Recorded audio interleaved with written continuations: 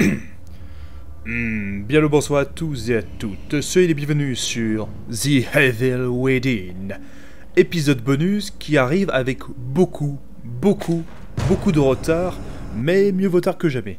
Pour cet épisode qui va marquer la conclusion de cette série, je vais utiliser une manette, comme vous pouvez voir, de Xbox, pour pouvoir, faire les manipulations de la galerie des personnages avec bien plus ergonomique que si je ne faisais ça au clavier souris.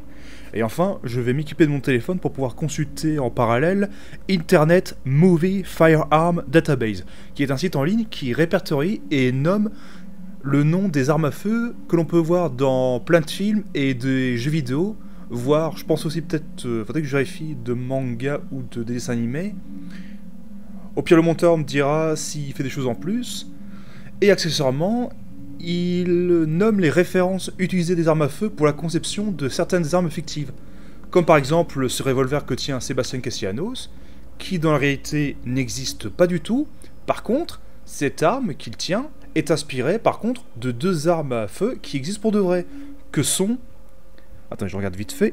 Le revolver Colt M 1917 et ensuite le Smith & Wesson modèle 25. Sur ce, commençons. Sebastian Castellanos, taille 1m82, poids 79 kg, âge 38 ans. Cet excellent inspecteur de police a tendance à être brusque et agit souvent sans réfléchir, au détriment de ceux qui l'entourent. Joseph est le seul coéquipier qui lui soit resté fidèle malgré son attitude. Oh là là là là, qu'est-ce qu'il est beau! Bravo à l'équipe d'Ongo Gamework pour la modélisation de vos personnages qui sont franchement... le summum de la virilité. Et en plus, en vrai, contrairement à des personnages ultra musclés comme on peut voir dans Ken le Survivant qui sont tous charismatiques, enfin, excepté les méchants, enfin, si les méchants mais pas les punks comme ils appellent, mais là c'est plutôt une virilité qui en vrai est plutôt terre à terre, dans le sens, là... Le visage, la chevelure, la piosité, les habits, la posture, la gestuelle, et aussi l'arme à feu. Putain, mais il transpire le charisme. Contrairement à Ethan Winter dans... Comment s'appelle déjà ce jeu? Resident Evil Village, qui est aussi bien mécaniquement en termes de mécanique de jeu que l'histoire et ses personnages qui sont... Ouais... Bof.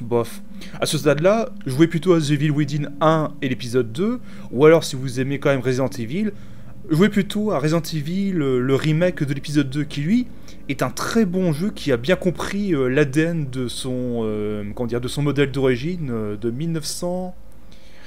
Au pire, le monteur me dira à quelle époque était Resident Evil 2, le premier, enfin, celui à l'origine, pas le remake le plus récent, qui est franchement un bon jeu. Et qui n'est pas une arnaque, contrairement à Resident Evil Village. Ah, les personnages... Alors, c'est toujours Castellanos, mais avec son manteau. Ah oui, je le reconnais, c'est le manteau qu'il portait au tout début du jeu, et qu'il ne portera plus après la séquence où Sébastien est en train d'observer les caméras de sécurité, et il vit pour la première fois Ruvik en train de massacrer les autres forces de police qui sont venues en force pour aider. Et qui subitement se téléporta derrière le dos de Castellanos pour lui faire je ne sais quoi, et du coup il se réveilla dans un autre monde qui est le STEM. Enfin voilà, donc Sebastian Castellanos en trench, le manteau préféré de Sébastien que sa femme lui a offert. Il le porte à longueur d'année, mais semble ne jamais le faire nettoyer. Alors là, il est encore plus inspecteur qu'inspecteur. Ah, il a même une petite flasque pour son alcool. On a le ceinturon, là. Ah, intéressant, les... Ah oui, maintenant que j'en pense, les manches, ça c'est franchement sympa. C'est un peu comme des ceinturons aussi, comme ça. Oh, c'est la classe. Et il y a même à l'arrière, comme si c'était un peignoir de chambre, si jamais vous grossissez ou alors que vous perdez un peu de poids, eh bien vous pouvez ajuster la taille du manteau en le resserrant comme si c'était un peignoir pour qu'il épouse mieux vos formes. Ensuite, Julie Kidman, taille 1m75, poids 54 kg, putain c'est léger, âge 27 ans. Kidman a peu de souvenirs de son passé et ne s'y intéresse guère. Tout ce qui lui importe à présent, c'est son travail et ce qui se passera si elle échoue. A noter que The Evil Within possède 3 épisodes bonus que l'on peut acheter en parallèle, que sont The Executioner, qui permet de jouer l'une des créatures emblématiques du jeu, qui est le gardien. Et j'avoue, quand vous avez joué à The Evil Within, ça fait tout drôle de jouer un des personnages les plus puissants du jeu. Vraiment, on a un sentiment de toute puissance. Pour faire vite fait... Attendez, après je vais continuer la lecture du bestiaire. C'est un épisode bonus qui se passe après les événements de The Evil Within, où l'on incarne le gardien. Les systèmes de jeu, on est à la vue de la première personne, et on peut tataner les ennemis à coups de maillet. Et le jeu est loin d'être abrutissant, parce que dans le jeu, il y a une notion de esquive. Pour ça, vous appuyez sur la barre espace, et ça fait des petits sauts sur la gauche, à droite ou derrière. Franchement, très chouette épisode bonus. Et enfin, on a 2 autres épisodes dans lesquels on incarne le personnage de Joel Kidman qui vit les aventures du premier Evil Within auquel j'ai joué là, en parallèle des aventures de Sebastian Castellanos. Enfin, comment dire, on joue Evil Within, mais du point de vue de Joel Kidman, et elle voit des événements que l'on n'a pas vus du point de vue de Sebastian Castellanos. Bah, par exemple, il y a une séquence, si vous vous rappelez, dans la ville, où Castellanos se transforma pour la première fois, était à 2 doigts de se jeter sur Nicole pour la tuer, j'imagine. Et bien, à un moment, Nicole lui tire dessus. Du point de vue Castellanos, on pourrait penser que Nicole a visé un point non mortel sur Castellanos pour pouvoir le mettre hors d'état de nuire, mais en réalité, elle ne tirait pas sur Castellanos, mais sur Ruvik, qui se tenait à côté de Castellanos, qui l'a possédé. Bah, sinon le monteur, il va montrer quand même la séquence, comme ça, voilà. Ensuite, Joel Kidman blessé. Ah, ça, c'est dans la séquence, dans la ville en ruine. Le passage avec l'espèce de créature marine qui essaie de nous bouffer à chaque... tout au long de l'aventure, enfin, dans la ville engloutie. Ah, d'ailleurs, c'était un enfer maintenant que j'y repense, parce que il faut monter sur des voitures pour éviter de se faire manger, mais le problème, c'est que sur les voitures, il y a des bouteilles. Et le problème, c'est que la bouteille se situe soit sur le coffre, soit sur le capot de la voiture, endroit où on est censé monter. Mais or, le bouton pour monter un obstacle et ramasser un objet, c'est le même. Bah, du coup, imaginons que la créature vous poursuit, vous voulez vite monter sur la voiture. Bah, il y a de bonnes chances que si la bouteille est posée au mauvais endroit, bah, vous allez d'abord ramasser la bouteille et ensuite vous allez monter sur la voiture. Ce qui peut être très pénible. Du coup, oui. Joel Kidman blessé. Quand on la rencontre à nouveau dans le monde mental de Ruvik, Kidman est gravement blessée. Elle seule sait ce qui lui est arrivé pendant cette séparation. Ah, et là on peut voir son arme. C'est un espèce de Colt 1911. Bah, je vais en parler plus tard, plus en profondeur, quand on arrivera à la section armes du jeu. Ah, Joseph Oda. Misère. Oh là là, mais ce qu'il est beau. Oh là là là là. Donc, Joseph Oda, taille 1m75, poids 67 kg, âge 33 ans. Joseph est un inspecteur de police compétent et fiable, qui suit les règles à la lettre. Il se montre dur envers lui-même. En même temps, vous me direz qu'il est asiatique, tout en étant prévenant à l'égard des autres... Quand il a une idée en tête, il va jusqu'au bout pour la réaliser. Sa persévérance lui attire souvent des ennuis, mais il ne se défile jamais. C'est ce qu'on appelle rebondir plus haut qu'on est tombé. Et ce personnage-là l'incarne à merveille. Ah oui, ça c'est le carnet qu'il tenait tout au long de l'aventure, dans lequel il écrivait ses notes. Et on peut le vraiment le sortir dans la séquence de bus, en déduisant que, peu importe où on est dans le stem, il y a un élément récurrent que l'on voit à chaque fois qui fait office de repère dans cet univers cauchemardesque où l'espace semble aléatoire. Eh bien, c'est le phare de l'asile psychiatrique Beacon. Peu importe où on est dans le jeu, on peut le voir au loin. Et c'est comme ça qu'il a déduit qu'il fallait là-bas pour résoudre... pour trouver peut-être une solution pour sortir du stem. L'infirmière Tatiana. Oh, j'ai réussi à le dire du premier... Enfin, j'ai réussi à le dire, coup de chance. Bon, dans le doute, je continue à dire infirmière Tatane, parce que, voilà. Infirmière Tatane. Taille 1m74, poids 56 kg, âge 38 ans. Tatiana, ah bah j'ai réussi à le dire une deuxième fois, bon, tant pis, travaille comme une infirmière dans l'aile haute sécurité de l'hôpital psychiatrique Beacon. Les choses qu'elle a vues, des horreurs auxquelles personne ne mérite d'être soumis, l'ont rendue froide et ont eu un effet dévastateur sur son état mental. Ça aussi, franchement, c'est impressionnant. Pourtant, je préfère les femmes avec plus de forme. Et franchement, elles sont superbement féminines dans ce jeu. Putain, c'est impressionnant ce qu'ils ont pu faire.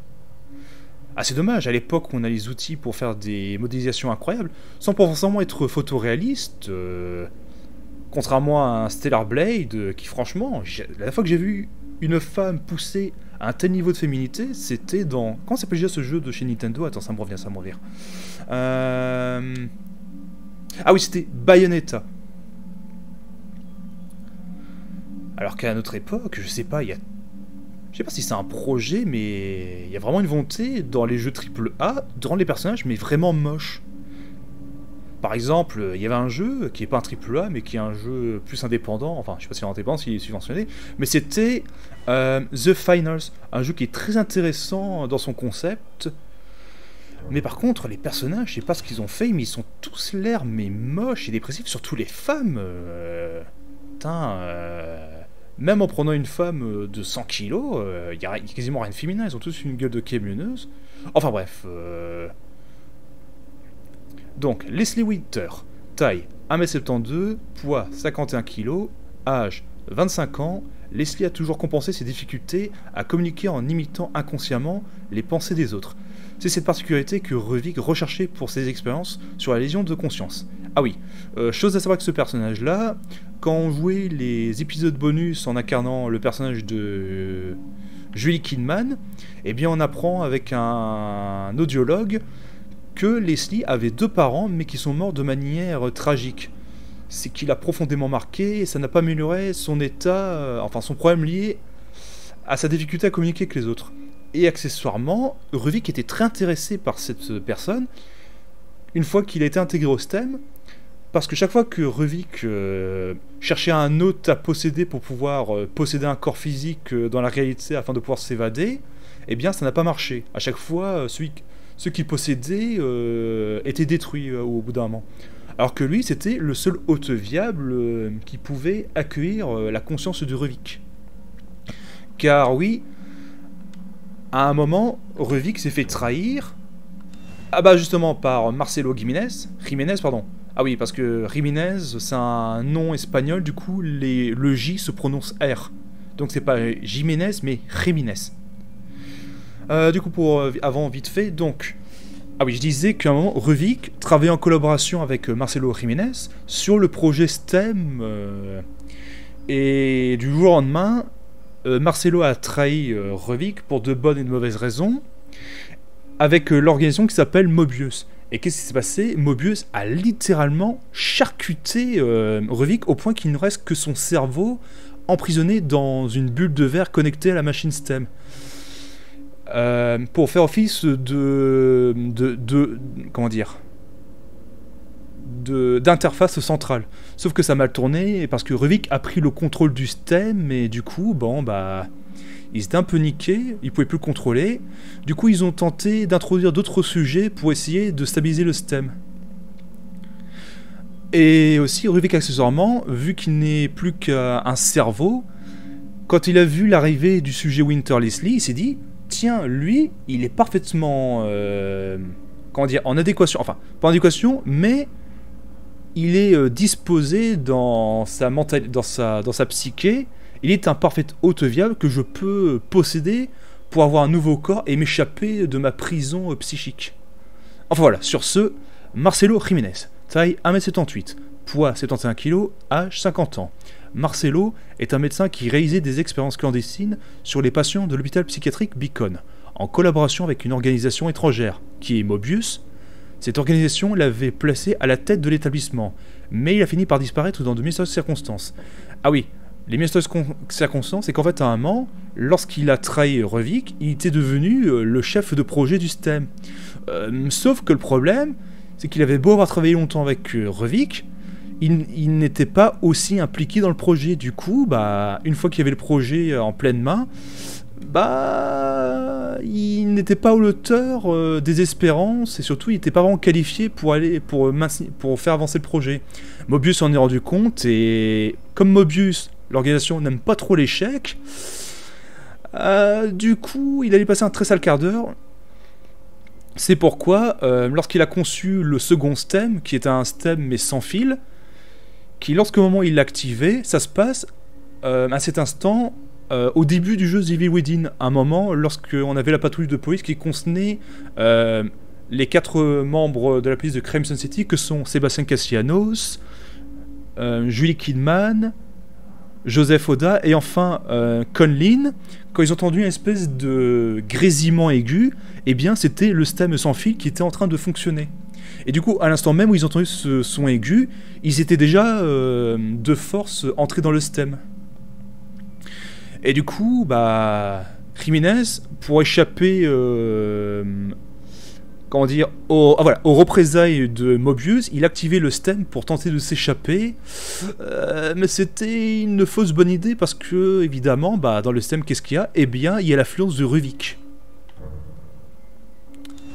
Ah, Laura Victoriano, c'est la sœur de Ruvik. Attends une minute. Ah, maintenant que j'y repense, je me demande si le fait qu'elle soit habillée de telle manière, notamment cette robe rouge et cette chevelure particulièrement longue, je ne serait pas un petit clin d'œil à la fille à la robe rouge dans le jeu, comment il s'appelle déjà? Oui, le jeu Fear. Je pense que la petite fille dans ce jeu s'appelait Ada, je crois.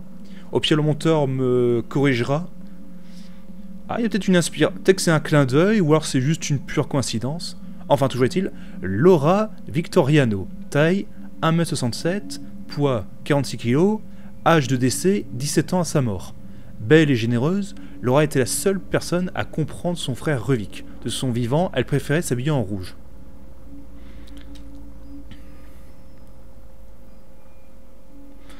Ou alors, peut-être que... je me demande si ce serait pas aussi... Si le visage, la chevelure... serait pas inspiré de l'un des personnages féminins dans les œuvres de Junji Ito, qui est un mangaka d'horreur. Personnage suivant. Ah oui, Ruvik, c'est un surnom, je m'en rappelle. Il s'appelle Ruben Victoriano. Taille 1m78, poids 71 kg, âge 37 ans à sa disparition. Coupé du monde extérieur, Ruvik a continué ses recherches dans la solitude jusqu'à ce qu'un incendie se déclare dans son laboratoire souterrain. Son corps n'a jamais été retrouvé dans les vestiges de sa majestueuse demeure. Ah oui, avant tout ça, dans sa jeunesse, Ruvik était le fils de 2 riches propriétaires terriens qui avaient racheté les terres de paysans qui n'ont pas trop aimé d'être expulsés de leurs terres.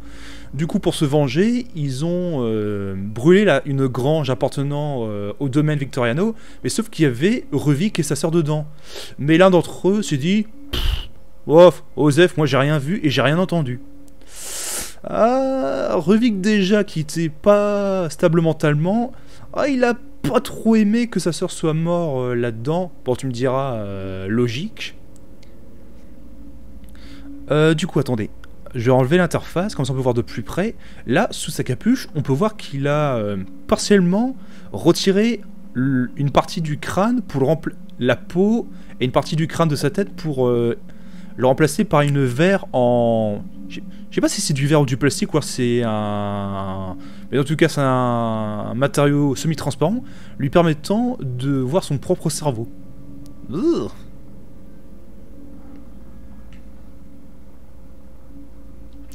Personnage suivant. Ruvik sans sa robe. Ruvik sans... Ah bah oui, regardez, on peut voir son cerveau là apparent.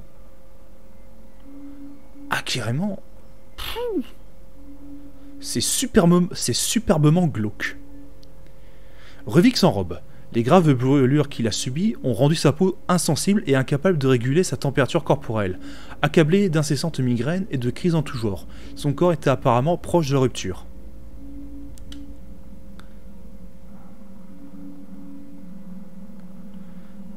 Ah oui, oh, sale. Eh bah putain.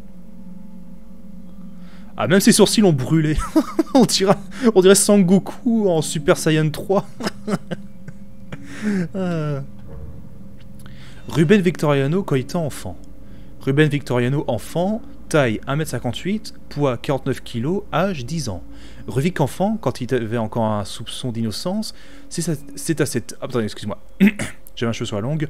Donc, Ruvik enfant, quand il avait encore un soupçon d'innocence, c'est à cet âge qu'il a commencé à développer des intérêts morbides comme sa dissection de petits animaux. Ah! Oh! Attends, c'est quoi ça? Ah, c'est un scarabée. Attends, c'est quoi déjà le nom de ce scarabée? Je l'ai déjà vu quelque part. Attends, c'était... Rhinocéros. Non, je dis de la merde, attends. Non, ça, c'est pas ça le véritable nom français donné à cette secte. C'est un autre nom, ça va me revenir, allez. Quelque chose de relativement gros et imposant. Allez, c'était quoi le nom? Ah oui, c'est ça, un scarabée Goliath.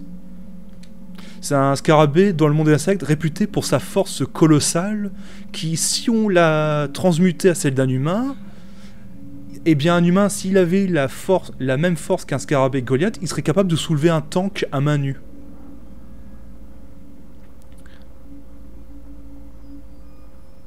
Ah oui, Ah oui, putain, ses sourcils sont tellement blonds qu'ils sont quasiment invisibles au niveau de sa tête. Du coup, on dirait qu'il s'est rasé les sourcils. Ou alors c'est sa sœur qui a joué un mauvais tour, elle a mis du scotch sur ses sourcils et chrac.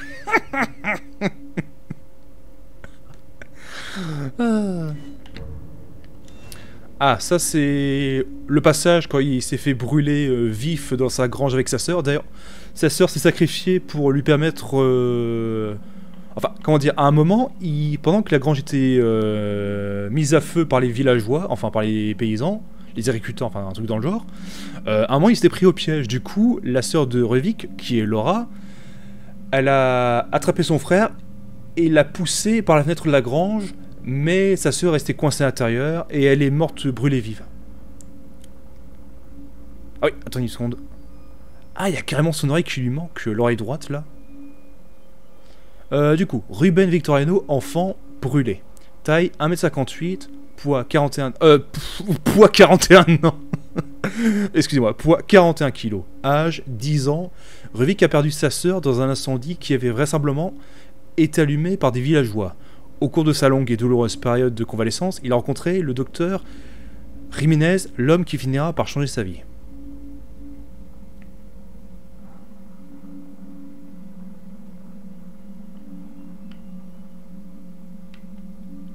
Allez, personnage suivant. Ruben adolescent. Oh. Oh. Si on plisse un peu les yeux, il y a un petit côté Griffiths dans Berserk au moment où il était gravement mutilé. Ruben adolescent. Taille 1m78, poids 69 kg. Âge 18 ans. Une fois majeur, Ruvik a refusé de poursuivre ses traitements de régénération de la peau et s'est isolé dans son laboratoire souterrain.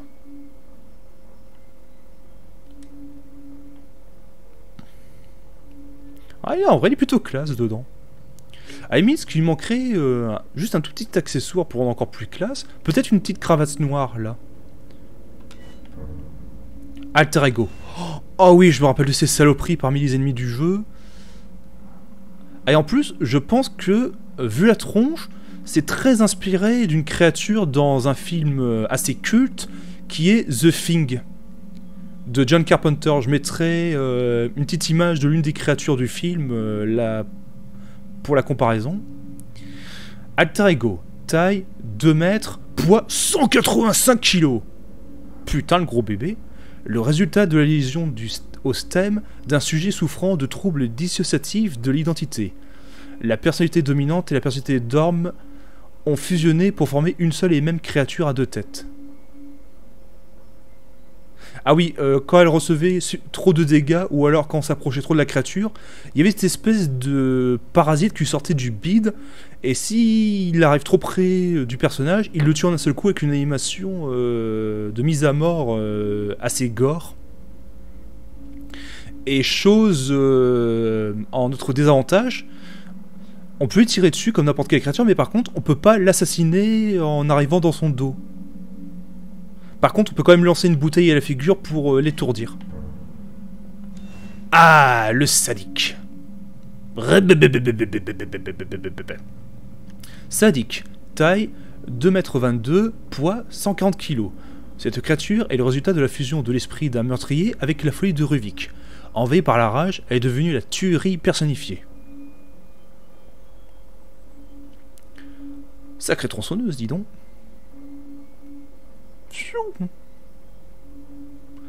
Est-ce qu'il n'y a pas un petit détail intéressant là dans le décor? Non, non, ah.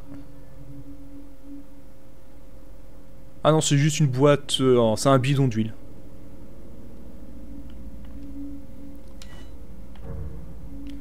Le Zen. Taille 2,99 m, poids 190 kg. Après avoir été abandonné, cet orphelin et son frère jumeau ont été élevés dans un laboratoire sous le cimetière. Zen, le moins courageux des deux, reste enchaîné la plupart du temps car il attaque violemment ceux qu'il ne connaît pas.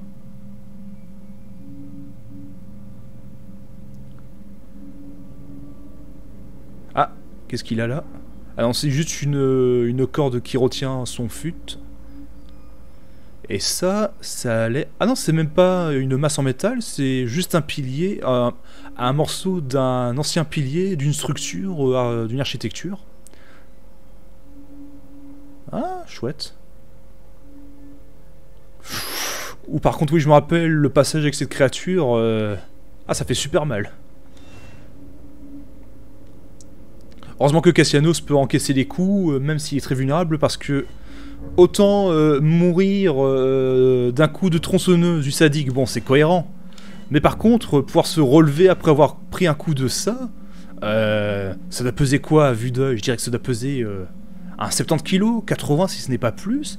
Et si cette créature est capable de la manier, de frapper comme si c'était une batte de baseball, mais même le plus balèze des humains, il va juste mourir. Ses organes atteints vont être broyés, sa chair pulvérisée. Ah non, mais personne ne peut se relever de ça. Mais bon, c'est un jeu vidéo, et c'est pas plus mal. Num, ça c'est son frère jumeau, taille 2,99 m, poids 130 kg. Ah, il pèse le même poids, je me rappelle de ce que disait le jeu, il pesait le même poids. Après avoir été abandonné, cet orphelin et son frère jumeau ont été élevés dans un laboratoire sous le cimetière. Num est si agité qu'il doit porter un masque couvrant ses yeux et ses oreilles pour éviter que le moindre stimulus ne l'affole. Ah oui, le cimetière, c'est là qu'on rencontrait l'espèce d'énorme loup mutant. Oh oui, le gardien. Oh là là là. Oh, il est magnifique ce personnage. Qu'est-ce que... Ah, c'est une épingle à nourrice, mais de grosse taille. Attends, c'est... Ah d'accord, c'est ça qui retient son tablier à l'arrière? Une épingle à nourrice? Ah, pourquoi pas, allez, pourquoi pas. Du coup, le gardien. Taille 2,30 m, poids 340 kg de pur cauchemar. Cette créature est née des derniers souvenirs de Ruvik, avant qu'il ne soit démembré, et de sa fureur au moment du vol de ses recherches. Ceux qui en s'approchent du coffre sont décapités, le gardien place ensuite les têtes avec son sac. Attends, s'approchent du coffre sont décapités. Ouais, décapité, soit il fait ça à main nue, soit il fait ça avec... on dirait un mix entre un attendrisseur de boucherie et un marteau de guerre médiéval qui s'appelle le bec corbin. C'est une espèce de marteau avec l'extrémité pointue qui utilise le poids de sa propre masse pour s'enfoncer et percer les armures. Avec du barbelé. Oh, il est magnifique ce personnage. Je pense que les têtes dedans, ça doit plus ressembler à rien. Parce que oui, je veux bien croire qu'il peut décapiter un homme avec son marteau, mais à la fin, la tête va ressembler juste à une tomate écrasée.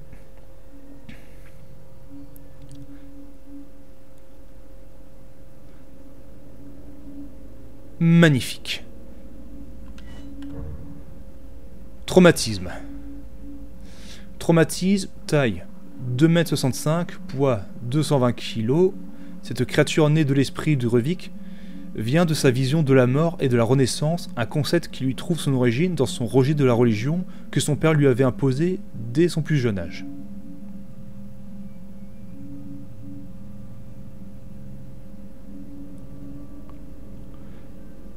Ah, il a juste un moignon en guise de bras gauche.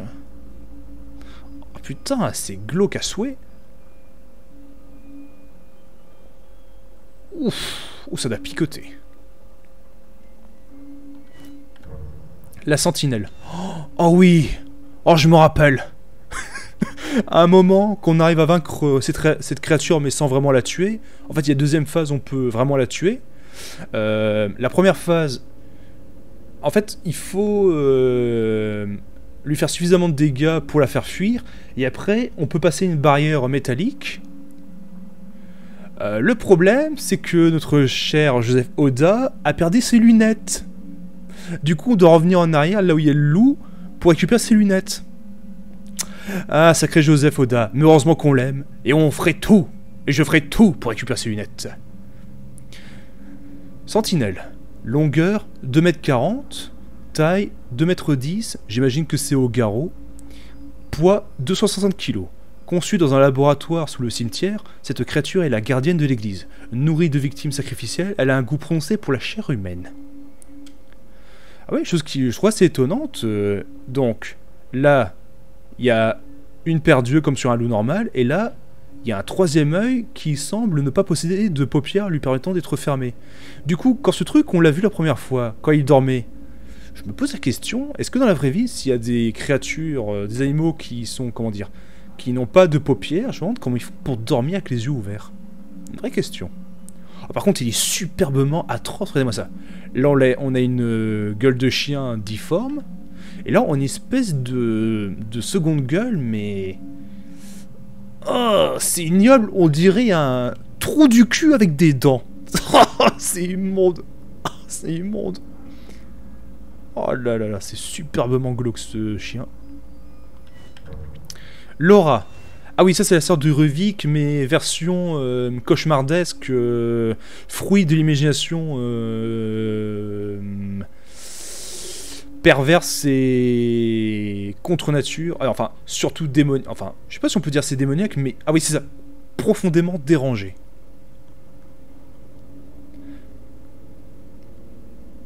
Oh là là. Laura, créature, taille 3,10 m, poids 220 kg. Ah bah faut m'écrire, mademoiselle. Cette créature est née des souvenirs de la mort tragique de Laura et du désir de vengeance de Ruvik. Elle est presque invulnérable aux balles, mais les flammes lui suscitent une violente réaction. Ah ça c'est par rapport à son passé et la mort par les flammes. Attendez. Ah, elle porte encore des chaussures. Attendez. Attends. Ah, ça... Attendez. Eh, ça bouge, là. Ouh. Oh, c'est... Oh, c'est immonde. À souhait.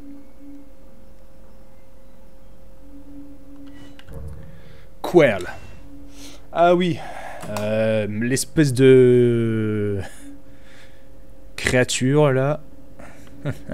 Ah, sacré saloperie aussi. Mais en vrai, il était chouette ce boss en termes de mécanique, de pattern. Non, franchement, il était chouette en vrai. Il était chouette. Quell. Taille 4,30 m. Poids 330 kg. Cette créature est née du désir de Ruvik de paraître invisible aux autres. Elle change de couleur pour se fondre dans son environnement et utilise ses longs tentacules pour attraper ses proies par surprise.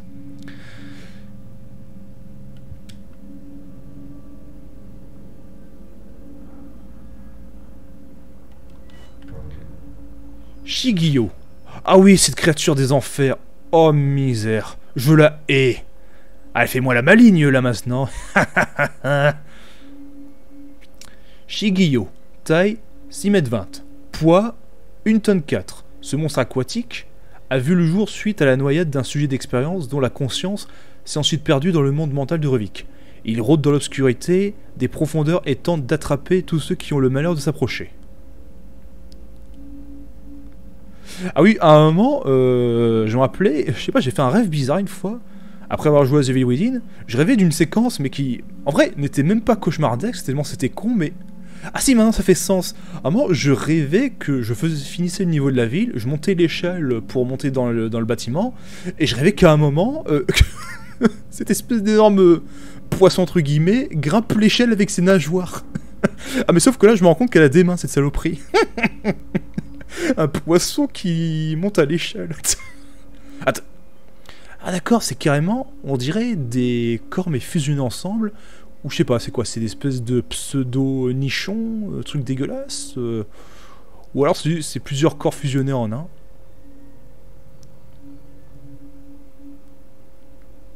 Eh bien, c'est une belle prise, ça. C'est une belle prise. Amalgame alpha. Amalgame alpha. Taille 3,90 m. Poids 2 tonnes 1. Cet amas horrifique est formé de la conscience de plusieurs sujets d'expérience qui ont perdu la vie lorsqu'ils étaient reliés au stem. Ils attaquent tout ce qui bouge, tout en tentant d'échapper à sa propre mort. Nom de Dieu. Il a pas une gueule de porte-bonheur. Ah, c'est superbement immonde. Que ce soit dans la représentation de la chair, les détails répugnants. Non, franchement, The Evil Within, les créatures sont superbement dégueulasses. Mais dans le bon sens du terme.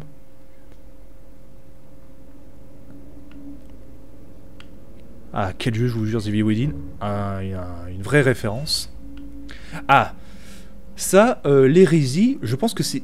Non, à tous les coups, je pense que c'est un petit clin d'œil à l'un des mangas d'horreur de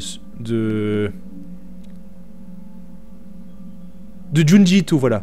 Et le manga en question d'horreur, c'était Guillaume. Je vous montrerai une image, enfin le monteur mettra une image en parallèle. Du coup, taille 9,20 m, poids 3 tonnes 8, ce monstre aux gigantesques pattes d'insectes était un sujet d'expérience qui a complètement perdu son identité lors de sa liaison au stem. Après s'être échappé, il s'est mis à dévorer la conscience de tous ceux qui ont eu le malheur de croiser son chemin. Ah mince, excusez-moi. Qu'on puisse l'observer encore un peu. Ah oui, je me rappelais qu'il pondait des espèces de larves à partir du bas de son ventre. Enfin, si c'est un ventre. Ah, c'est ignoble. Ah oui, c'est comme dans le manga Guillaume, il y a plein de tuyaux connectés à sa bouche. Et comme dans le manga, je pense qu'ils sont aussi connectés à son rectum. C'est de toute façon scientifiquement poli de dire son trou du cul. Amalgame. Ah, ça c'est la forme finale de Ruvik. D'ailleurs, on peut le voir là. Attendez. Là, la souris, là, il est juste là dans la tête de la créature. Amalgame. Taille 21 mètres. Poids 320 tonnes de conneries. Cette créature combine la colère et l'animosité de ceux qui ont succombé aux recherches et à la folie de Ruvik. Elle grandit de plus en plus en absorbant la peur et la haine de ceux qui l'entourent. Oh, ah, il y a carrément un bout d'humain là. Ah d'accord. Ah oui, effectivement, là il y a un morceau d'humain. Attends, du coup, est-ce que l'autre créature, l'autre tentacule aussi? Non.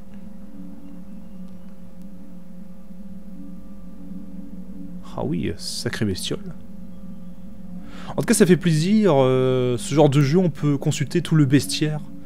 Ah, ça aurait été cool s'il y avait ça dans Borderlands 1, 2 et 3.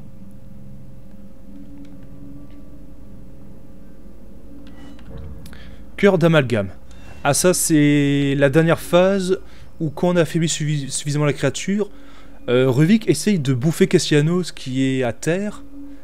Et c'est le seul moment où il est vulnérable, c'est quand il se met au niveau de la bouche de la créature. Cœur de l'amalgame. Caché au cœur de cette créature, Ruvik est uniquement vulnérable quand l'amalgame ouvre sa tête. Oh, c'est génial, mais... Oh, mais c'est superbement, mais c'est horrifique. Mais regardez-moi, il y a plein de visages, là... humains, là, et de créatures. Vraiment, c'est une véritable abomination. Non, franchement, chapeau Tango Gameworks et Shinji Mikami pour votre jeu, là. Bon, personnellement, j'ai pas eu spécialement peur. Enfin...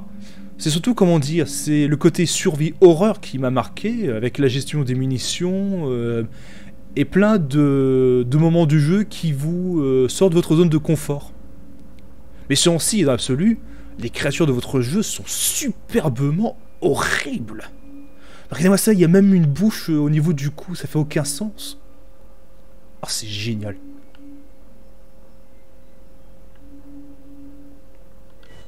Ah d'ailleurs, petite dédicace, Monk, si tu vois cette vidéo, je te salue. Ah, ça c'est les villageois au tout début du jeu. Hanté, groupe A, ces cobayes humains étaient reliés au stem et se sont changés en monstres en se synchronisant avec la conscience du Revik.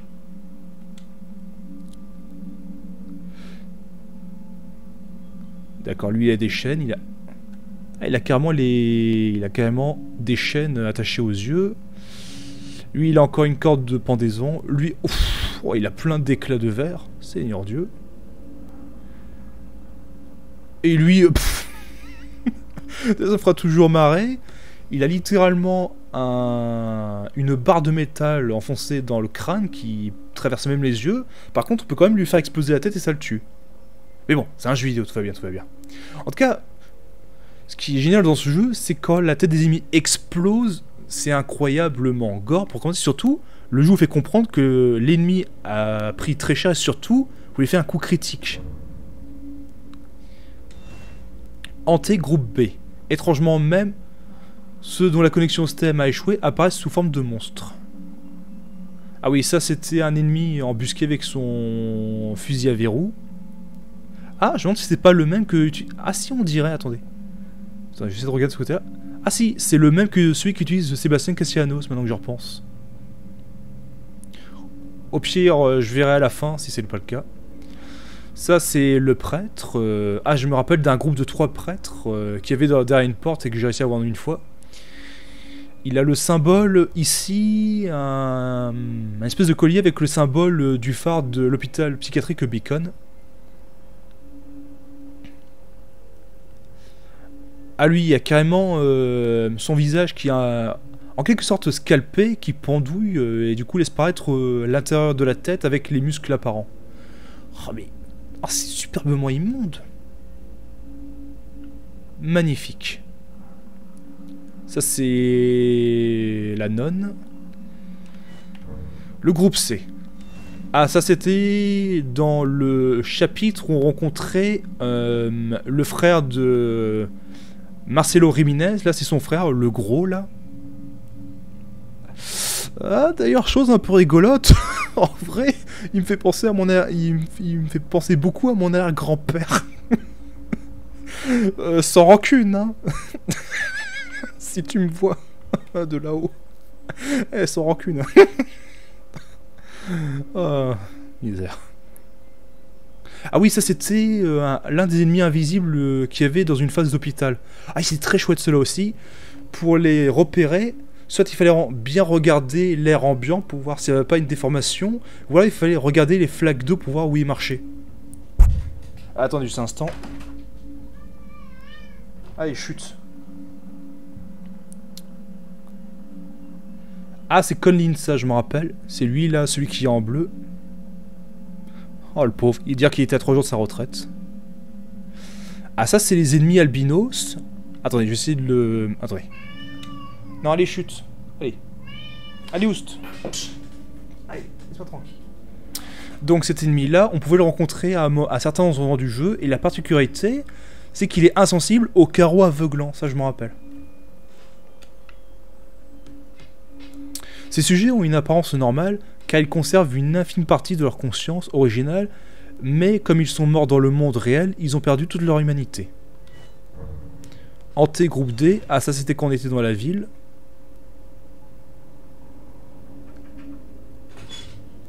Attendez juste un instant, monteur.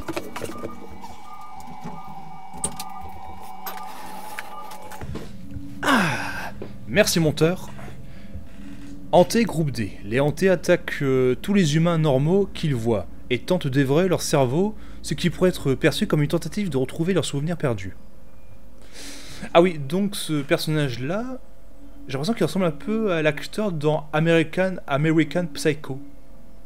Au pire, le monteur mettra une image pour voir s'il y a une ressemblance. Mince, c'est pas ce que je voulais faire. Ah, elle a carrément... Ouf! Elle a carrément un morceau de métal qui limite prend la moitié de l'espace à l'intérieur de sa tête, limite un coup un peu trop violent et... C'est un peu comme une pastèque qu'on ouvre en deux là.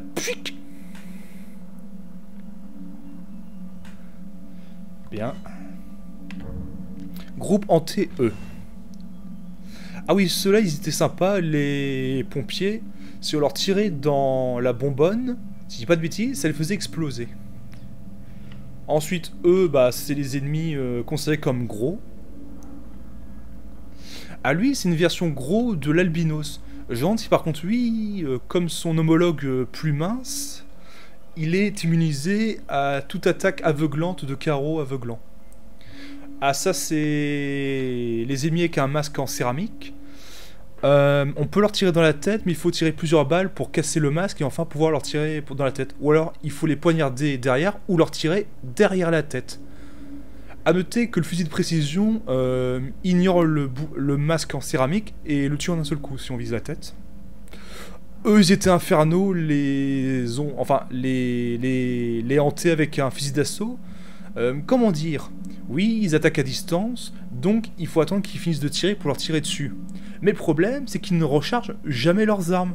Du coup, la fenêtre de tir est quasiment inexistante pour leur tirer dessus. Ah, c'est dommage, il fallait juste une petite animation où juste il recharge pendant 2 secondes et là ça laisse une fenêtre pour lui tirer dessus. Bon, cet ennemi, il était en vrai... Ah, il apportait de la variété, mais franchement, il était plus injuste qu'autre chose. Contrairement à lui, qui était intéressant parce qu'il introduisait une mécanique qu'il fallait le contourner pour lui tirer derrière la tête, ou alors il était préférable de le poignarder par derrière, ou alors dégainer une arme plus puissante comme un magnum, mais ce qui est vaut mieux économiser, ou alors sortir le fusil de précision pour lui en caler une et le tuer en un coup. Ah mince, j'ai pas lu la description, je me rappelle. Hanté groupe E, simple d'esprit, ces individus sont tout de même capables d'utiliser des armes et des outils, et certains semblent même obéir aux ordres de quelqu'un.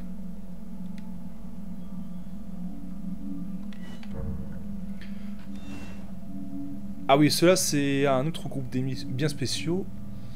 Hanté groupe F. Certains hantés bénéficient d'un niveau de synchronisation supérieur avec Ruvik, portent d'étranges masques ou de capuchons. Ah oui, ça je me rappelle, ça ce sont les kamikazes. Faut juste leur tirer dessus et c'est bon, ils explosent. Ça c'est un ennemi féminin, mais pas plus mémorable que ça. Et toi tu as quoi? Ah oui, c'est l'un des ennemis qui lance soit des bâtons de dynamite, ou... Ah non, quoique il y avait d'autres ennemis que j'avais vus, enfin dans le visionnage précédemment là, qui lancent aussi des bâtons de dynamite, les ennemis de base, et aussi des cocktails Molotov, je pense. Ah, et ça, c'est un clone de Ruvik. J'ai découvert ça récemment dans le jeu, enfin, quand j'ai rejoué à ce jeu en vous le montrant, c'est qu'en fait, c'est un ennemi très dangereux parce qu'il lance une espèce d'attaque qui fait surgir plein de mains au niveau du sol, qui si elles vous touchent, ça vous tue instantanément. Et le problème, c'est que les mains vont continuellement vous suivre. Du coup, il faut vite tuer le clone de Ruvik avant que vous soyez à court d'endurance. Mais attention, à noter que là, il n'y a pas de tête en fait. Je m'en suis rendu compte parce que si vous tirez dessus avec une arme à feu, les balles vont traverser la pseudo-tête mais sans faire de dégâts parce que le jeu considère qu'il n'a pas de tête. Donc il faut viser le corps. Ça aussi c'est intéressant comme ennemi qui vient sortir de votre zone de confort. Ou du moins casser vos habitudes. Les animaux. Oui, il y en avait tout au long de l'aventure. Je me rappelais que les corbeaux, quand on a passé devant le manoir de Ruvik, si on les tuait, ça pouvait lâcher parfois des munitions Par contre, pour ce qui est des cochons, des vaches, mis à part les tuer, ça rapportait rien de plus. Contrairement aux corbeaux. Animaux. Les oiseaux, le bétail et les autres créatures vivantes qui n'ont pas été changées en monstres sont très vraisemblablement des vestiges de souvenirs des sujets reliés au stem. Le couteau. Ah, là, je vais pouvoir me munir mon téléphone pour pouvoir consulter le site en même temps. Mais ça va, j'ai quelques connaissances sur les armes à feu et armes en général. Ça, je pense que c'est très inspiré d'un couteau qui s'appelle le kabar. D'ailleurs, monteur, il va faire le montage. Couteau. Ce couteau de survie était planté dans le cadavre pendu dans la pièce sous l'hôpital. À moins de réaliser une attaque furtive, ce serait du suicide d'attaquer un monstre avec cette arme. Ce qui est vrai dans le jeu. Par contre, il y avait une très chouette mécanique dans The Evil Within que j'ai adoré du début jusqu'à la fin. C'était les bouteilles en verre. si vous les ramassez, que vous les jetez quelque part, ça va faire du bruit et attirer l'ennemi là où la bouteille s'est cassée. Par contre, si vous êtes courageux et que vous avez confiance en vos capacités, vous laissez l'ennemi venir vers vous, vous lancez, si vous arrivez pile poil à lancer au visage, ça va étourdir l'ennemi, et là vous pouvez faire une attaque furtive, mais de face. Et ça, c'est la véritable méritocratie. Ouais, du coup, cette arme est inspirée visiblement d'un couteau qui s'appelle le King Kabar. Au cas où je vais quand même vérifier, pour ne pas dire n'importe quoi, que c'est bien Kabar, mais je pense que c'est King Kabar.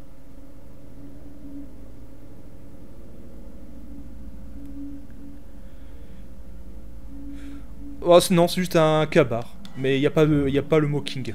Ça, c'est clairement inspiré d'une grenade allemande de la Seconde Guerre mondiale. Cette arme peut être une aubaine face à un groupe d'ennemis, mais lancez-le prudemment si vous ne voulez pas vous faire exploser entre vos doigts. Normalement, sur le modèle des grenades allemandes, il y avait un espèce de fil le long de l'arme, de la grenade, qu'il fallait tirer d'un coup sec, et ensuite le lancer très loin pour le faire exploser. En fait, comment dire, pour activer la grenade, vous tirez un fil, et après, une fois que ce fil a été enlevé, vous lancez la grenade là où vous voulez la faire exploser. Du coup, monteur. Et pardon, excusez-moi, je consulte en même temps le site pour donner le nom exact des références des armes. Donc, c'est inspiré de deux modèles. La grenade à bâton modèle 24 Steel Hand Granite. Voilà. Tandis que l'autre, c'était le modèle 43 Steel Hand Granate. L'un possède un manche en bois, tandis que l'autre c'est un manche en bois avec un petit cerclage métallique. Là il y a un autre cerclage métallique plus prononcé, surtout c'est fragmenté dans le sens que quand ça explose, ça libère plein de shrapnel s'enfonçant dans la chair. Le revolver. Ah. Donc ce modèle-là, il est inspiré revolver. Le revolver de l'agent Conley et ne semble pas avoir servi très souvent. Conley n'en a peut-être que rarement eu l'occasion. Donc ce revolver est inspiré de deux modèles dans la vraie vie, que sont le revolver Colt M 1917 et le Smith & Wesson modèle 25. On peut remarquer que la poignée de l'arme ressemble beaucoup au modèle Colt 1917, tandis que la carcasse de l'arme en elle-même ressemble beaucoup à celle du Smith & Wesson modèle 25. A noter que normalement sur le modèle revolver Colt 1917, la partie ici, là c'est quand vous ouvrez le barillet, vous faites basculer le barillet sur le côté, il y a ce qu'on appelle la tige d'éjection. Il peut arriver que les balles restent coincées dans le barillet, du coup vous appuyez dans cette direction sur la tige qui va éjecter les balles. Sur le modèle revolver M1917, il n'y a pas une espèce de carcasse métallique qui vient recouvrir la tige. Alors que sur le Smith & Wesson, ça oui, il y a ce prolongement métallique qui emballe à moitié. Tandis que les organes de visée, ça ressemble beaucoup à celui du Smith & Wesson. D'ailleurs, chose très sympathique sur le Smith & Wesson, moi-même étant possesseur d'un Smith & Wesson, mais sauf que c'est un modèle 29, comme dans le film Dirty Harry, en version Airsoft, il y a un truc qui est très chouette, c'est que sur le bout du guidon, là, sur le viseur de l'arme si vous préférez, il y a un petit morceau rouge qui améliore franchement bien la visée. Ça se démarque super bien. Quoi d'autre à dire? Oh c'est immonde ça, on dirait des... Oh, on dirait des boutons d'acné ou des virus. Oh c'est immonde. Non. Là visiblement c'est je pense le bouton pour déverrouiller le barillet. Ça par contre je sais pas ce que c'est. Peut-être des trucs de soudage. Enfin bref. Arme suivante. Ah ça c'est très inspiré d'un fusil à pompe de la Seconde Guerre mondiale américain. Après ça va me revenir. C'était le Winchester modèle 1897 qui se caractérisait par sur le canon qui avait une espèce de plaque de métal avec plein de trous pour améliorer la ventilation de l'arme pour éviter que le canon ne surchauffe trop vite. Et autre détail, il faut savoir que normalement sur le modèle qui vous pouvez voir normalement ici, si le monteur fait bien le travail, l'extrémité de l'arme forme un espèce de coude creux sur lequel on pouvait fixer une baïonnette.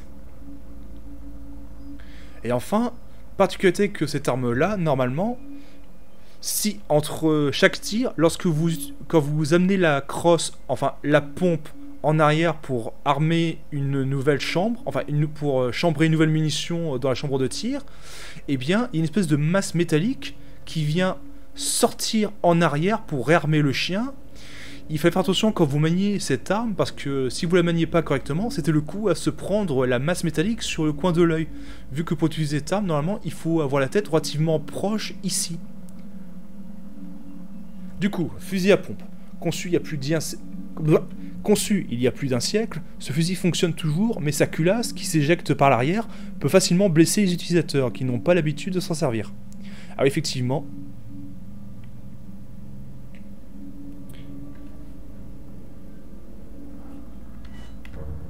fusil de précision.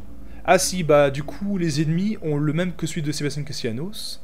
Ça, ce fusil-là est inspiré, attendez, je vais le trouver, d'un M1903A1 Springfield. La différence avec l'original, c'est que ici, il y a l'ajout d'une carcasse métallique, partiellement. Quoi d'autre? La crosse, elle est creuse, avec un petit renfort métallique. D'ailleurs, ce serait l'endroit idéal pour pouvoir y ranger des munitions, là. Quoi d'autre? Sur le modèle d'origine, il y a normalement, à peu près à ce niveau ici, il y a un cerclage métallique, tandis que là, il y en a un deuxième. Et enfin, il y a l'ajout d'une lunette pour la visée, qu'il n'y a pas sur le modèle d'inspiration. Fusil de précision. Ce fusil d'apparence inhabituelle semble être une arme artisanale. En plus de sa lunette médiocre et de sa crosse creuse, sa maniabilité et son équilibre laissent à désirer. Oh, attendez. Je sais pas si c'est l'arme qui est cassée ou alors... c'est juste pour l'esthétique. Ah non, ça a l'air d'être pour l'esthétique. D'accord. Ah oui, normalement, là ce que vous voyez, c'est les organes de visée de base. Selon la distance à laquelle vous s'était tiré, cette petite réglette en métal, vous pouviez, avec votre main, la surélever. Plus la distance à laquelle vous voulez tirer sur quelque chose est loin, plus il faut utiliser, comment dire, l'arme. Attendez, je vais essayer de montrer ça à l'écran si j'y arrive. Voilà. Il faut relever le canon de votre arme parce que plus vous tirez de loin, plus le projectile a tendance à tomber à peu près comme ça. Il faut anticiper la retombée du projectile. C'est pour ça que les fusils comme celui-ci avaient ces petites réglettes métalliques réglables.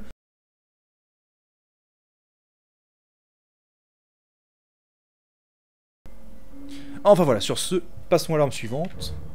Pistolet automatique. C'est semi-automatique. À moins que soit il faudrait mettre un chargeur étendu. Enfin bref, c'est inspiré d'un Colt 1911. Pistolet automatique. L'arme de prédilection de Joseph. Conçu à l'origine pour l'armée, ce pistolet automatique robuste et fiable se recharge rapidement et possède une excellente cadence de tir. Donc ça, c'est inspiré d'un Colt 1911, si je ne dis pas de bêtises. Ouais, c'est bien ça. Comparé au modèle d'origine, déjà premièrement, on peut remarquer que le ponté, c'est-à-dire cette partie métallique, qui est destinée à la base, a empêché que quand vous rengainez votre arme, d'appuyer accidentellement sur la gâchette, par exemple, si ça touche les parois d'une sacoche, ou même de votre pantalon ou d'une poche. Mais au cas où, si jamais il y a une pression accidentelle sur la gâchette non désirée, normalement sur le modèle d'origine, il y a... attendez, je vais plutôt me référer à l'image qui est censée être là. Il y a le long de la crosse, là, à peu près là, une espèce une espèce d'excroissance métallique, et à ce niveau-là, il y a une espèce au niveau de la poignée, un bouton qui, lorsque vous prenez l'arme en main, et si vous la serrez suffisamment fermement, ça va déverrouiller une sécurité qui permet de tirer avec la gâchette. Si vous ne tenez pas l'arme en main en pressant avec votre paume l'arrière, vous ne pouvez pas tirer avec. Ce qui évite des tirs accidentels au cas où, si jamais vous reconnaissez votre arme. Et enfin... sur l'arme d'origine, normalement, il n'y a pas la poignée avec cette forme-là qui est plus ergonomique pour la main. Quoi d'autre? Oui, normalement, il y a une espèce d'excroissance métallique qui améliore la prise en main. Et la plaquette métallique de base, ça a une forme plutôt rectangulaire sans découpage. Voilà, voilà. Ah! Le sacro-saint Magnum. Ce revolver de grande taille tire des cartouches de gros calibre. Ce modèle particulier et ses munitions ont été fabriqués sur commande. C'est une arme puissante qui pourrait vous tirer d'un mauvais pas. Donc ça, c'est inspiré de 2 modèles. D'ailleurs, l'un d'entre eux est français, Cocorico. Donc, je vais mettre les 2 images à côté. Enfin, le monteur va montrer les 2 images. L'un est inspiré du Manurin MR96, tandis que l'autre c'est un Dan Wesson Model 15. Bon, on va voir. Pour la poignée, on est plus sur le Manurin, sauf que là c'est une poignée en bois. Pour le pontet de métal, on est plus sur le Manurin encore. Par contre, sur le dessous du canon, c'est-à-dire cette partie-là, on est plus sur du Dan Wesson Model 15. L'espèce de petite trou de ventilation, c'est à peu près la même chose sur les 2 modèles. Et enfin, pour ce qui est de la carcasse en elle-même de l'arme, on est très proche du Manurin, avec quelques aspects du Dan Wesson Model 15. Ah oui! Ah, la taille de la poignée, elle est épaisse. Ah, faut avoir de sacrées paluches pour pouvoir la tenir correctement. L'arbalète agonie. Ça par contre, j'ai aucune idée de quoi s'inspirer. Même sur le site, déjà rien que la taille des carreaux, je suis pas sûr que même avec une corde très puissante qui demanderait beaucoup de force physique pour l'activer, ne pourrait pas envoyer un carreau aussi loin. Et surtout de ce poids. Mais c'est un jeu vidéo et j'avoue, mais matez-moi la taille de ce carreau. Arbalète agonie. Ce modèle unique d'arbalète est une arme très puissante. Les carreaux spécifiques qu'elle tire indiquent qu'elle a sûrement été conçue par Ruvik. Ruvik, merci pour cette invention fabuleuse. C'est un véritable couteau suisse, on peut tout faire avec. Selon les carreaux que vous fabriquez, il y en a un qui permet de congeler les ennemis sur place comme dans le film Robocop, et vous pouvez les tuer d'un seul coup en les frappant corps à corps, ça les casse en plusieurs morceaux. Il y a les carreaux explosifs, idéal pour piéger un terrain. Il y a les carreaux aveuglants, très pratiques pour rendre plein d'ennemis aveugles. Il y a les carreaux paralysants qui permettent de mettre le feu aux ennemis avec la touche allumette. Et plein d'autres carreaux qui... Franchement, c'est l'une des meilleures armes du jeu The Evil Within. En termes de mécanique, c'était franchement très intéressant à jouer. Franchement, Tongo Gameworks, merci encore, je me suis régalé avec cette arme. Ah, ça c'est une version modernisée de l'arme qu'on a vue précédemment, du pistolet automatique. Avec des matériaux modernes, voilà. Pistolet semi-automatique. Ah là c'est paradoxal, parce que là...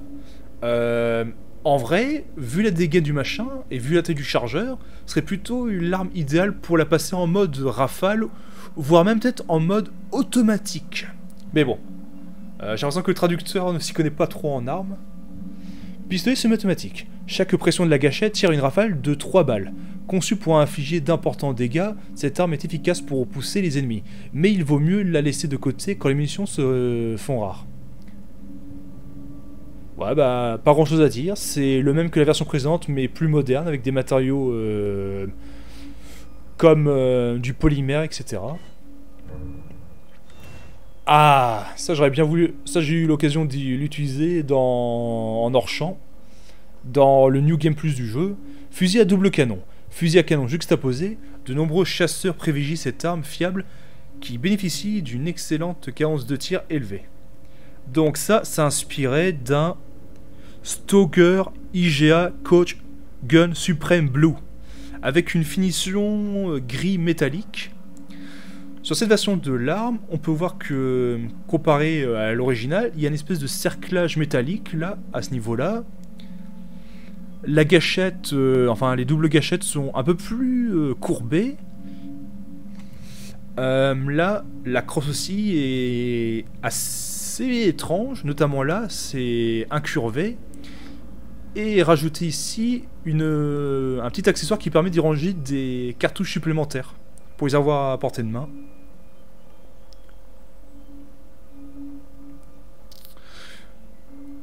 Miam. Arme suivante. Fusil de précision. Utiliser fusil de précision anti-blindage. Ah, ça c'est la version entre guillemets meilleure et modernisée du fusil de base du jeu. Utilisé par les tireurs d'élite de l'armée et de la police, ce fusil de précision de qualité supérieure dispose d'un canon et d'un mécanisme de tir optimisé. Il est également équipé d'une crosse en carbone et d'un bipied pliant. Donc, ça c'est inspiré d'un Remington 700 PSS avec lunettes Léopold marque 4.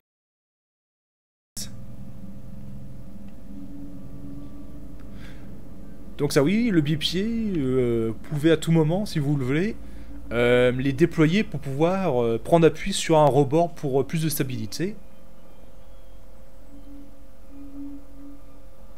Voilà, voilà. Ah, franchement, très belle arme. Avec un frein de bouche qui permet normalement de réduire soit...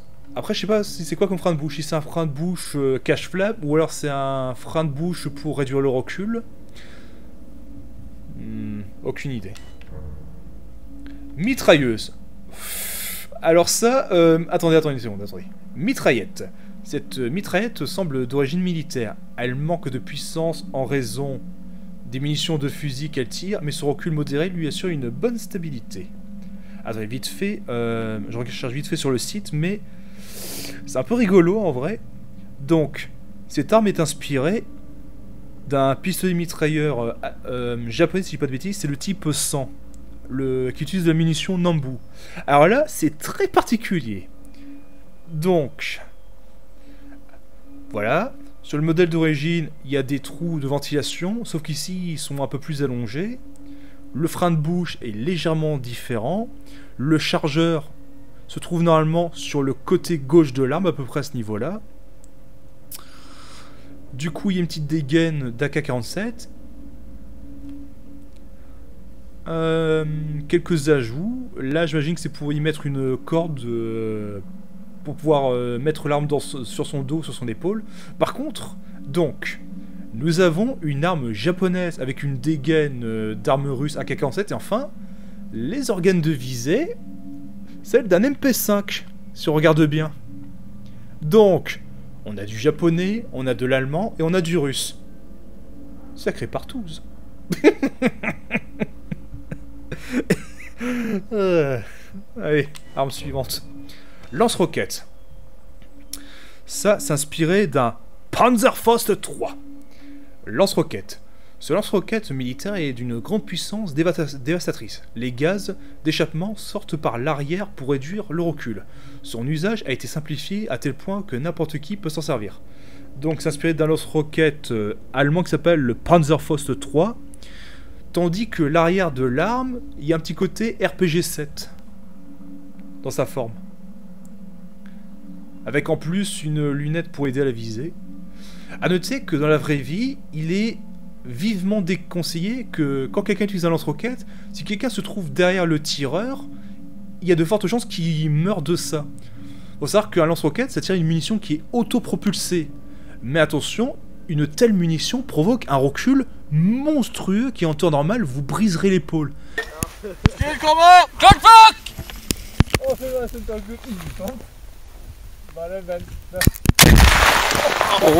Mais grâce à la conception d'un lance-roquette qui est prévu, comment dire, s'il y a telle force déployée dans cette direction, il y aura telle force libérée dans cette direction pour annuler plus ou moins le recul et les effets occasionnés. Mais attention, le contreprix, il vaut mieux ne pas tirer au lance-roquette dans une pièce fermée sous peine de mourir, parce que c'est là que sortent les gaz d'échappement en un coup. Ça peut tuer quelqu'un s'il se trouve derrière. Et ça peut aussi tuer son porteur, voire le blesser grièvement dans le meilleur cas, dans un bâtiment en espace clos. Donc, de préférence, à se servir en espace ouvert. Enfin, voilà. Coup de poing américain. Coup de poing américain, porté sur les phalanges, cette arme donne plus de puissance aux attaques physiques. Le principe d'un poing américain, c'est comment dire, Là, vous avez les parties métalliques pour frapper. Dans chaque trou, vous y introduisez chacun de vos 4 doigts. Et enfin, quand vous frappez quelque chose avec un point maquin, au lieu que l'énergie du choc soit transmise sur le bout de vos doigts, l'énergie d'impact va être distribuée dans la paume de votre main. Ce qui permet en théorie de frapper beaucoup plus fort que si vous frappez à main nue. Mais attention, si le point maquin permet en théorie de frapper plus fort dans la vraie vie, s'il est mal utilisé, c'est le coup à se péter les os du creux de votre main. Voilà, voilà. Ah bah si on a fini avec la galerie des personnages du jeu de base, maintenant on va pouvoir passer à la galerie des personnages des DLC. Donc juste un instant, monteur. Merci monteur. Là c'est l'un des premiers... Enfin, c'est la première partie du contenu additionnel The Evil Within, The Asylum, où on peut jouer le personnage de Joel Kinnaman, dont les aventures se passent en parallèle par rapport au jeu The Evil Within.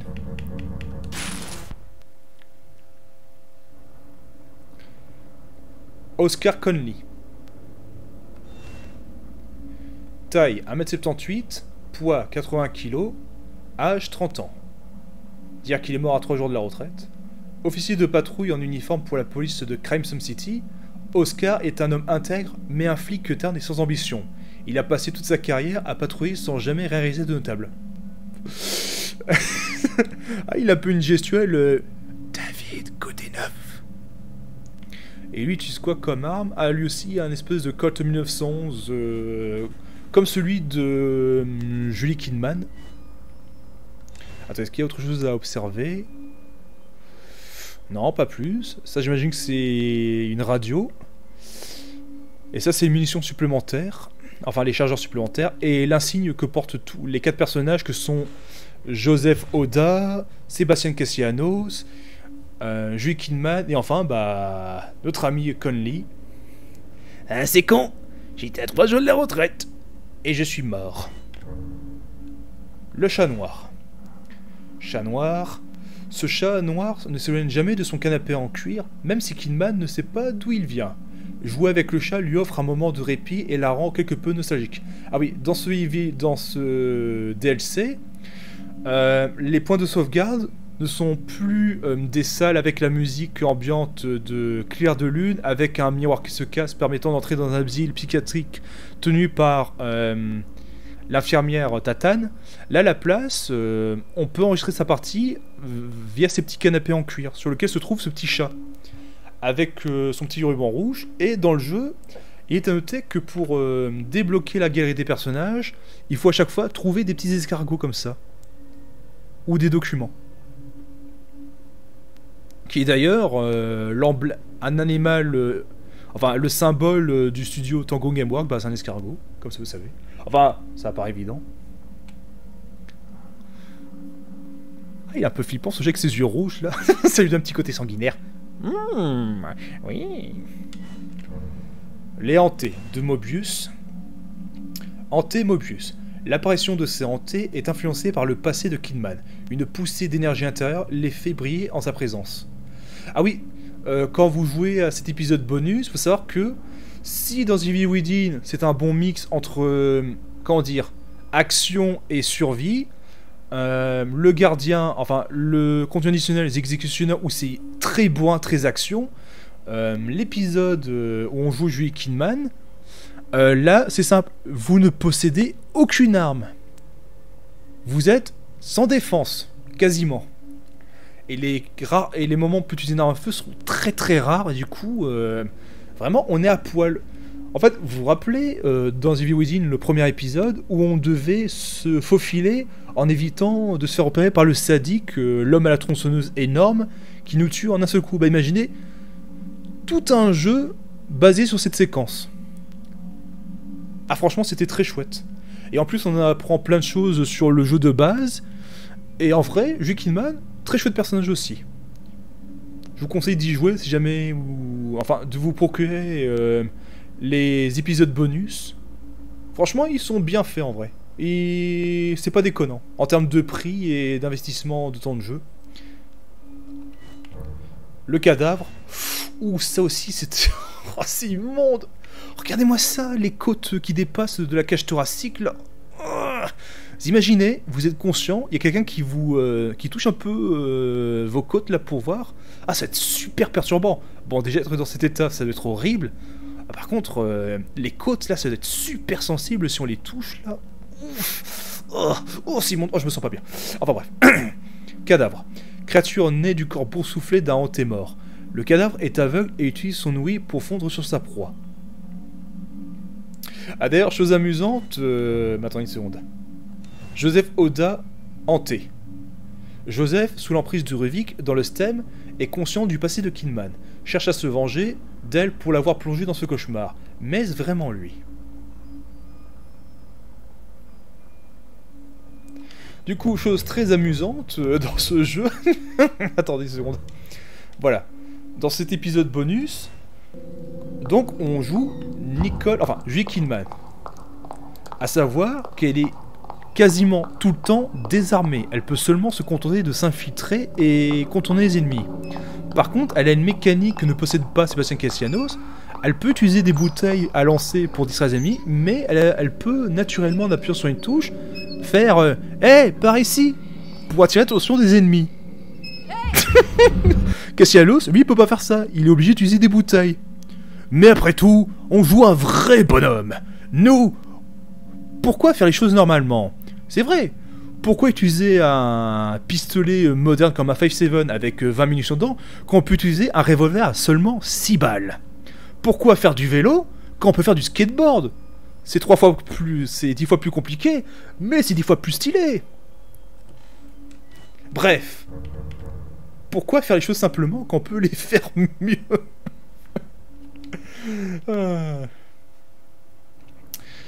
Du coup, à nouveau, monteur.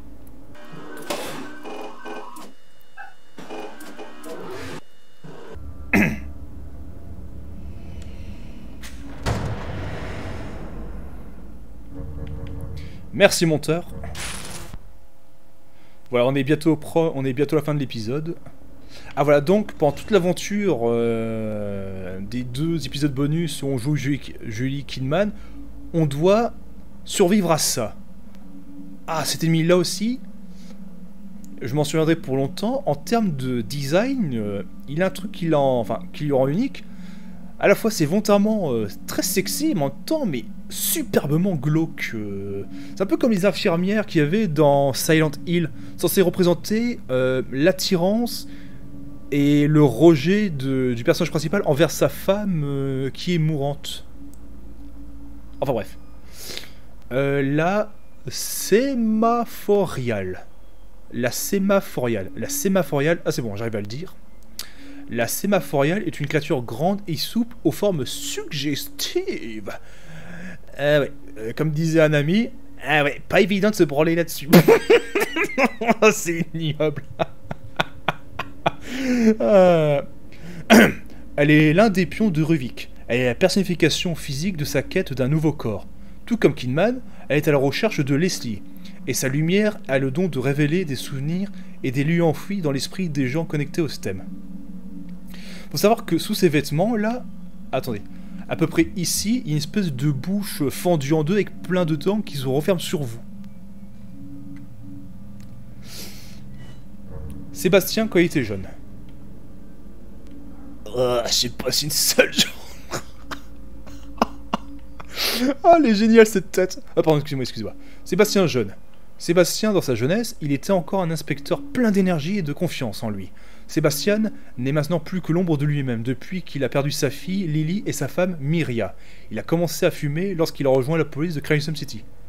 Ah oui, à un moment, quand jouait les souvenirs de Julie Kidman lorsqu'elle visite le passé de Sébastien, en fait, elle peut voir plusieurs instants de sa vie. Un moment où il était jeune et plein d'enthousiasme, et quand il a perdu sa femme et sa fille, alors là, il s'est mis tellement à fumer que limite c'est devenu un concours de remplir le cendrier le plus possible avant que les cigarettes ne tombent sur le côté. Je vous montrerai un petit passage de la séquence. Enfin, c'est drôle, mais en même temps c'est triste.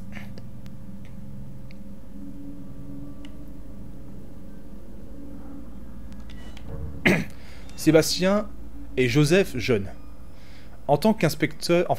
Excuse-moi. En tant que partenaire de Sébastien, Joseph a toujours été là pour calmer ses ardeurs de mauvais flic. Joseph a soutenu Sébastien tout au long du drama qui l'a affecté et depuis, ils font équipe pour résoudre leurs affaires. Excusez-moi, monsieur Cassianos, mais je trouve vos méthodes quelque peu suspectes. Comment ça, t'as dit que je suce? T'as dit quoi? T'as dit que je suis un suceur, c'est ça? Espèce d'enfoiré, je vais te t'éclater. Non, Sébastien, non, t'as mal entendu. Non, j'ai bien entendu, il m'a traité de suceur. Non, il a dit que tu étais suspect, tes méthodes étaient quelque peu suspectes. Mais comment ça? Je ne suce pas, moi. Je ne mange pas de ce pain-là, monsieur.